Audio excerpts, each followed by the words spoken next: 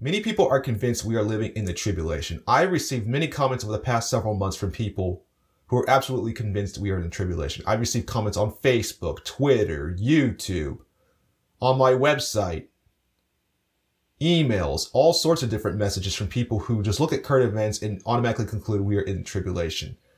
I do not believe we are in the tribulation. I strongly disagree with that assessment.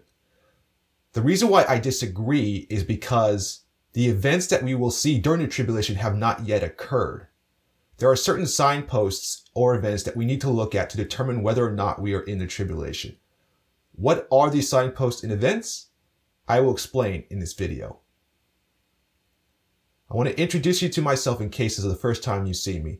My name is Wayne Crowley. I'm the author of the book Prophecy Proof Insights of the End Times, which is a comprehensive book about the end times. I'm also the author of the book Prophecy Proof Insights on the Last Generation, which is a study on the timing of Christ's return. What are the signposts or events that we need to look at to determine whether or not we're in a tribulation? We'll take a look next.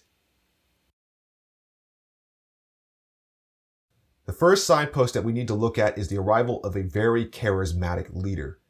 The book of Daniel, chapter 7, describes the Antichrist as the little horn, which implies that Antichrist is going to be a leader who rises from relative obscurity to amass a tremendous amount of power. Antichrist is going to be very charismatic. He's going to speak great things, according to Daniel. He's going to be very popular across the globe.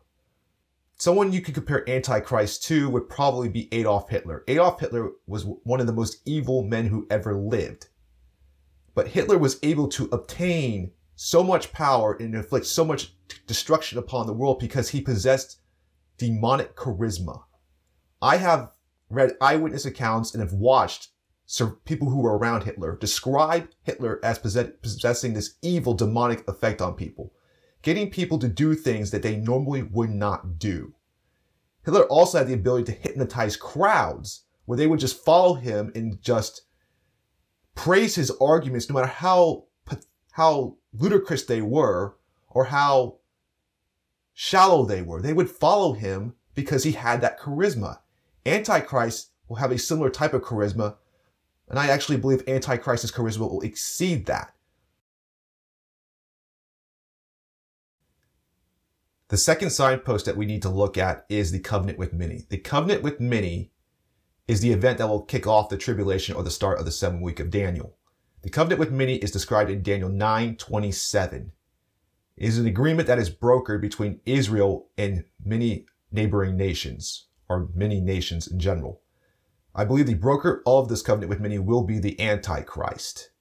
The covenant with many will be 7 years in length, and I believe that the covenant with many will be a peace deal between Israel and its neighbors. The covenant with many is actually referred to in Isaiah 28 as the covenant with death because, considering who Israel is making the deal with, Antichrist, and a lot of its neighbors who eventually will turn on Israel, and the covenant with many will give Israeli leaders a false sense of security. They believe the covenant is going to protect them, when in fact the covenant is going to be broken at the midway point of the 7th week of Daniel, midpoint of the tribulation. In my studies, I have found that the covenant with many is likely to be signed in the months of October and November of a given year. Therefore, if you hear about peace deals between Israel and its neighbors outside of October and November, I wouldn't worry that much about it. But if you hear about a 7-year deal between the months of October and November, then I would be concerned. The third signpost we need to look at is the arrival of a leader who dominates his opponents militarily.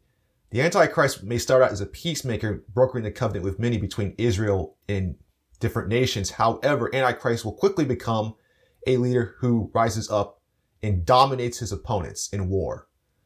The book of Daniel, chapter 11, verse 36 through 39, describes the Antichrist as a leader who takes on the strongest opponents and wins. Therefore, you'll see the Antichrist defeating superpowers, great powers, all sorts of different nations. So if you see a leader that is doing that militarily, you have likely found the Antichrist. The fourth signpost we need to look at is the arrival of extreme global famine and widespread death across the globe. I believe the third seal and fourth seal of the book of Revelation describe a very, very difficult time during the first half of the tribulation.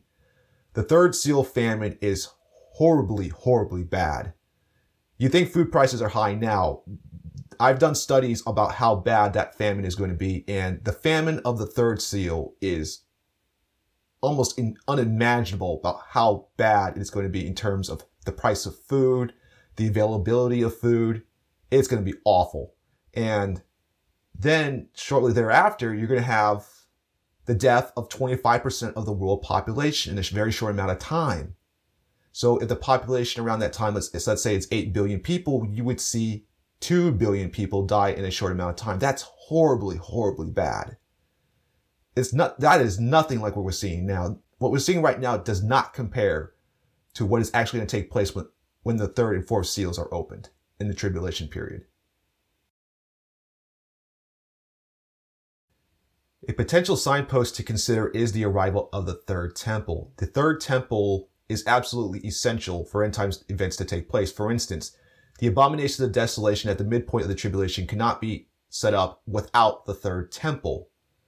This covenant with many is going to include temple sacrifice. You can't have temple sacrifice without a third temple.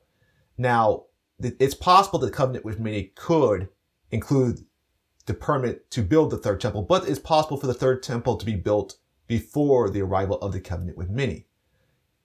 At the minimum, the arrival of the third temple would signify that something very significant is about to occur soon. With these signposts identified, I do not believe that we are yet in the tribulation. That charismatic leader who just wows crowds and dominates opponents is not there yet. We don't yet have solutions to the problems in the Middle East. There's no covenant with many yet. There's no third temple yet. We are not in the tribulation yet. And those who argue that we are in the tribulation now grossly underestimate how bad life is going to be during the tribulation. You're going to see horrible things, extreme famine, widespread conflict, people dying, your loved ones dying. It's going to be a horrible time. So to say that we are in the tribulation now just grossly underestimates how bad it's actually going to be. To learn more, I invite you to visit my website at prophecyproof.org, where I have an article where I go into more detail about the signposts that we need to look at to determine whether we live in the tribulation or not. I hope you found this video insightful. Take care. I'll see you again soon.